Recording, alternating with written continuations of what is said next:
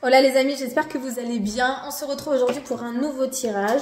J'ai décidé aujourd'hui d'utiliser l'oracle de Shine. Je sais que je le prends pas beaucoup et pourtant c'est un oracle extrêmement parlant. Donc voilà, on va aller voir ce qu'il a à nous dire aujourd'hui.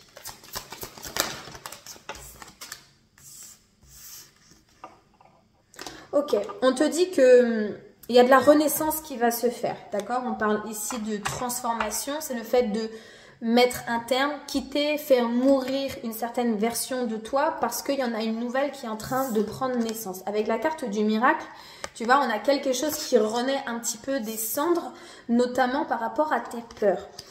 Moi, ce que ça m'évoque ici, tu vois, c'est le fait d'affronter ces peurs en les comprenant, parce qu'en les comprenant, tu vas avoir la capacité de les accepter. Et c'est en acceptant finalement ces peurs-là que tu vas pouvoir trouver le moyen d'aller au-delà, de les guérir, de les affronter et donc surtout d'en tirer une certaine leçon pour la suite, notamment concernant ta renaissance. Alors soit c'est peut-être déjà quelque chose que tu es en train de faire ou tu fais potentiellement même des compréhensions en ce moment. Quoi qu'il en soit, c'est que tes peurs, elles sont nécessaires, elles sont légitimes parce qu'elles viennent potentiellement de ton éducation, mais aussi très certainement de l'expérience de la vie, donc de la perception que tu as des circonstances. Et là, en gros, le fait de devoir faire face à ça t'oblige à creuser un petit peu plus justement dans tes failles, dans tes peurs, pour pouvoir les comprendre et les accepter. Et d'ailleurs, tu n'as pas d'autre choix que d'accepter ça pour potentiellement pardonner. Et c'est le pardon qui va faire en sorte que les choses évoluent. Ok, une fois que ça c'est compris, ça devient beaucoup plus clair. Ça ne veut pas parler. Bon, on va faire autrement. Tu vois, on te demande de prendre une décision ici. Donc, tu vas avoir des choix à faire. Ok, on te dit que le temps ici va être décisif. On te parle de méditation. Ok. Alors, pour prendre des décisions, tu vas devoir laisser le temps au temps. Des fois, tu sais, on a envie que les choses aillent vite. On a envie que les choses se boutiquent vite parce qu'on n'a pas envie de perdre du temps. Parce que le temps, c'est de l'investissement. Le temps, c'est de la richesse. Le temps, c'est de l'argent. D'accord. Donc, en gros, si tu veux, il y a une notion de perte de temps en prenant le temps de faire des compréhensions, en prenant le temps d'accepter et d'assimiler et donc du coup de trouver un juste équilibre entre tout ça, et ben tu as une notion de perte de temps. Pourtant, en fait, ce temps-là est nécessaire. On te parle de méditation. La méditation, c'est l'ancrage. Mais aussi, la méditation, c'est la dissociation. C'est-à-dire le fait de différencier la matière et la spiritualité. D'ailleurs, c'est une compréhension que j'ai faite très récemment. C'est qu'on n'est pas tout l'un ou tout l'autre. On n'est pas tout gentil ou tout méchant. On est un doux mélange en fait entre les deux, c'est comme la nuit et le jour, enfin le bien, le mal, tu vois ce que je veux dire, il y a deux polarités, l'une ne va pas sans l'autre et l'une n'est pas définie sans l'autre non plus. Et l'idée en fait c'est d'osciller entre les deux.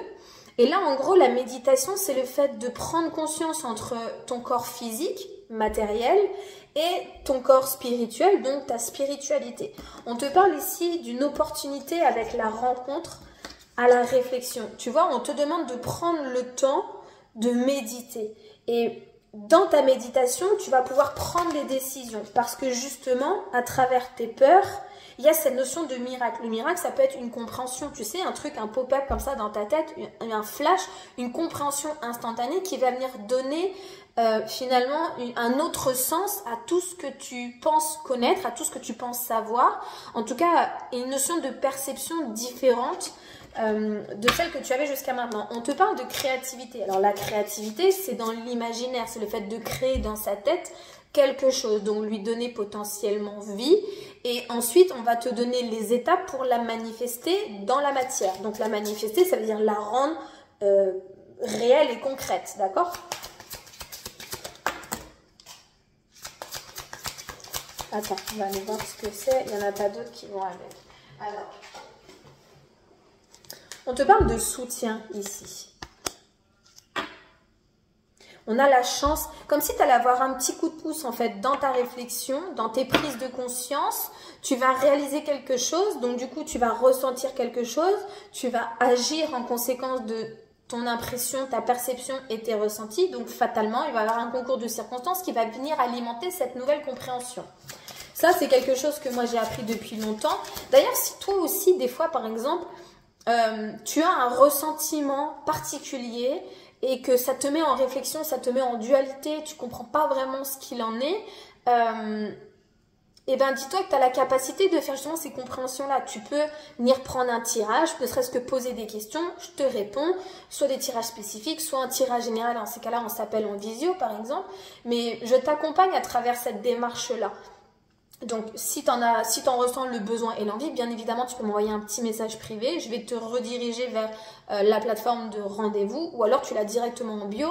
Tu peux la faire de cette manière-là. Je ne vous contacte jamais la première. Si vous désirez un tirage personnalisé, c'est vous qui venez à moi. D'accord? On te parle ici d'une nouvelle impulsion. Il y a le soutien et la chance qui va te donner une nouvelle impulsion. Ok.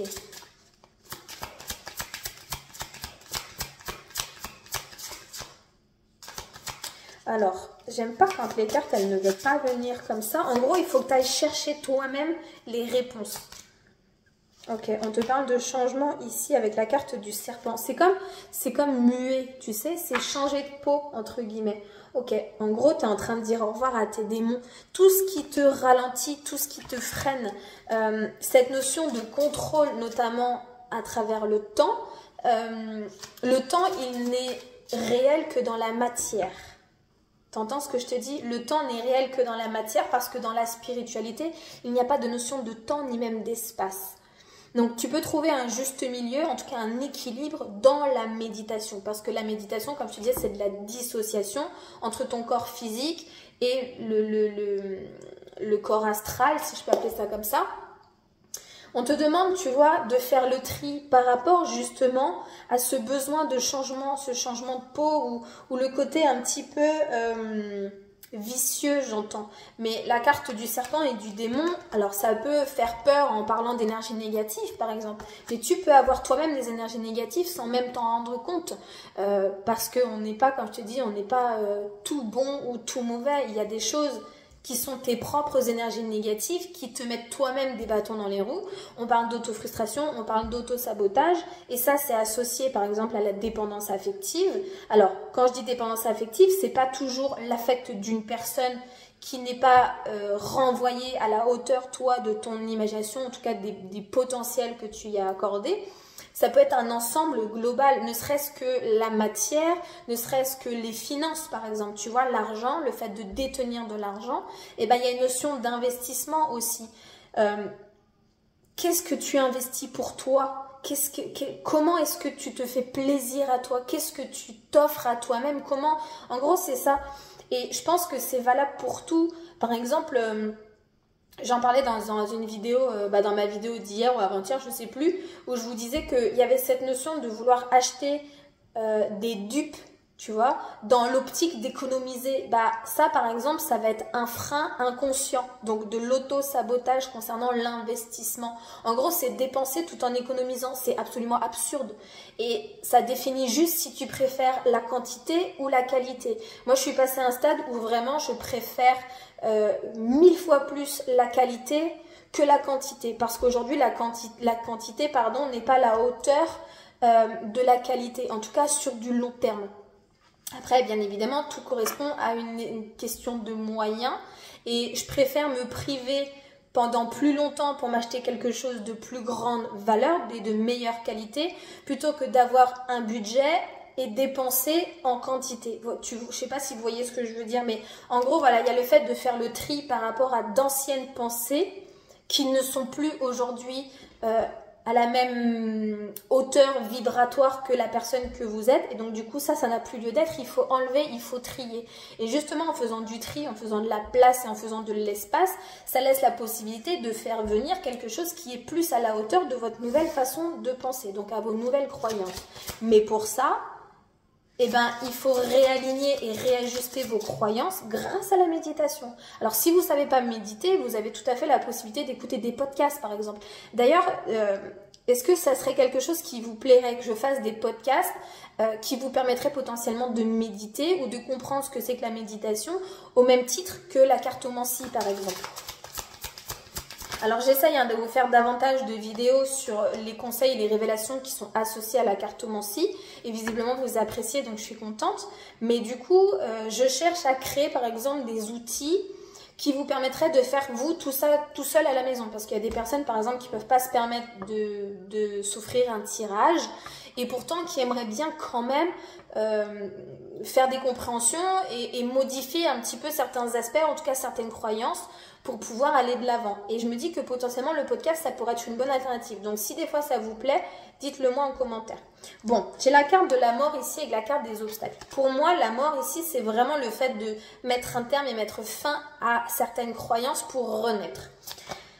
Avec la carte des obstacles, c'est le fait d'avoir aujourd'hui des difficultés à vous transformer. Encore une fois, on parle de votre créativité. C'est à vous finalement de trouver le moyen à travers votre esprit, à travers votre imaginaire, à travers votre intuition, à travers toutes ces choses-là qui sont pas palpables en fait, qu'on peut pas matérialiser, et quand même on essaye de les évoquer, c'est jamais à la hauteur de ce qu'on ressent. C'est des choses qui se vivent. Et en fait, il y a des obstacles. Et l'obstacle ici, c'est votre créativité. Donc c'est tout simplement votre imaginaire. Donc ça provient encore une fois de l'état d'esprit, de la partie cérébrale.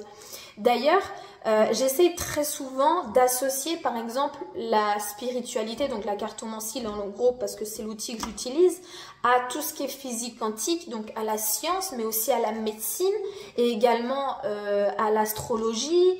Vous voyez, toutes ces sciences-là qui sont connues, qui sont reconnues, qui sont prouvées, qui sont vérifiées, qui en fait finalement, quand on regarde bien, parallèlement à la spiritualité, collent. Et j'aime bien aborder ce thème-là parce que du coup, c'est beaucoup plus éloquent pour certaines personnes qui potentiellement sont novices en spiritualité ou qui sont encore un petit peu réfractaires. Finalement, ces gens-là se rendent compte que oui, il y a bien des similitudes. Et pour moi, vous savez qu'un truc bizarre, c'est un truc bizarre, c'est une coïncidence. 2 trucs bizarres, c'est une mise en alerte, donc à faire attention. Et 3 trucs bizarres, c'est une confirmation. Et ça s'est vérifié à de nombreuses reprises. Très souvent, je vous ai partagé ça sur mes réseaux, que ce soit sur TikTok ou même sur mon Instagram. En fait, c'est des choses, quand on les assemble mis bout à bout, finalement, on se rend compte qu'on évoque les mêmes choses, mais avec des outils qui sont tout simplement différents. Alors, il y a des outils qui vont plus résonner avec d'autres personnes parce qu'ils vont aller davantage avec leurs croyances ou leurs expériences. Et il y a des outils, pour le coup, qui vont être différents et pourtant qui vont interpeller et venir apporter de la confluence entre ce qu'ils savent déjà, entre leurs connaissances, et ça peut se prouver et vérifier par des sources, par exemple. Et du coup, j'aime assez, vous voyez, associer tout ça comme les lois d'attraction, là, comme je disais, la physique quantique, la médecine, etc., etc. Même la religion, vous voyez, des fois, ça colle. Et donc, du coup, moi, j'aime bien aborder ces choses-là en vous disant que de toute façon, il faut agir. Et on commence à agir tout simplement par son mode de pensée. Ça démarre de là. C'est comme si vous voulez, par exemple, si vous travaillez dans une usine, vous voyez, vous avez des grosses machines, il faut programmer la machine pour relancer le process et ensuite voir ce que vous avez fabriqué. Vous voyez ce que je veux dire? Donc, le programme vient de votre tête, comme fonctionne le corps humain, par exemple. Donc, c'est pour ça que je vous rapporte ça à la science. Ensuite, vous avez le cœur, donc le moteur de cette machine-là qui est programmé en fonction de ce que vous avez noté comme indication. Et ensuite, vous allez avoir les actions, donc la mise en route, donc la fabrication du produit. Et vous allez avoir les conséquences, donc le produit en lui-même, qui va venir alimenter le programme, donc la façon de penser. Et ça va être en écosystème cyclique et ça fonctionne de cette manière-là. Comme l'énergie, comme le principe du corps humain, ça fonctionne comme ça. Donc le moteur, c'est le cœur, parce que sans le moteur, le corps ne fonctionne pas. Mais le programme vient du cerveau. Vous voyez ce que je veux dire? Donc l'un va et fonctionne avec l'autre. Et donc du coup, on produit et on matérialise quelque chose en particulier qui va venir alimenter le programme que vous avez initialement prévu. Vous voyez ce que je veux dire? Donc là, on vous demande d'agir en programmant, entre guillemets, certaines façons de penser qui va venir affecter vos ressentis et donc du coup vos actions, donc ce que vous allez produire va matérialiser quelque chose qui sera à la hauteur du programme que vous avez mis initialement parlant. On parle en l'occurrence de l'amour. Donc, on parle de l'amour de soi, l'amour de vous-même, l'amour que vous donnez aux autres et l'amour que vous recevez également. Donc, en gros, si aujourd'hui, vous n'êtes pas satisfait de l'amour que vous recevez, c'est parce que le programme de base doit être un petit peu réajusté. On parle de chance ici, dans votre créativité, encore une fois. Et j'ai de nouveau la renaissance. Pour moi, regardez, il y a la porte. La porte, c'est l'opportunité, c'est également le changement, c'est également ouvrez-vous la porte en fait. Mettez-vous un putain de tapis rouge devant vous et foncez-y. Ouvrez-moi cette porte parce que visiblement, vous avez totalement la capacité, à condition que vous soyez OK, d'affronter vos peurs, de les surmonter. Et alors, là, en canalisant le truc, pour moi, j'entends enfant intérieur, les craintes, les doutes et les peurs de votre enfant intérieur.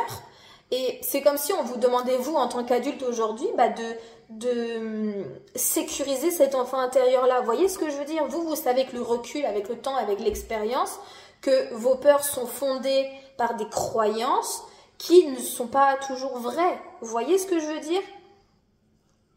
La porte, ouvrez-vous la porte en fait. Alors vous avez le choix de vous ouvrir une petite porte en bois comme vous avez le choix d'ouvrir les portes du château. Vous voyez ce que je veux dire? C'est vous qui programmez ce que vous voulez.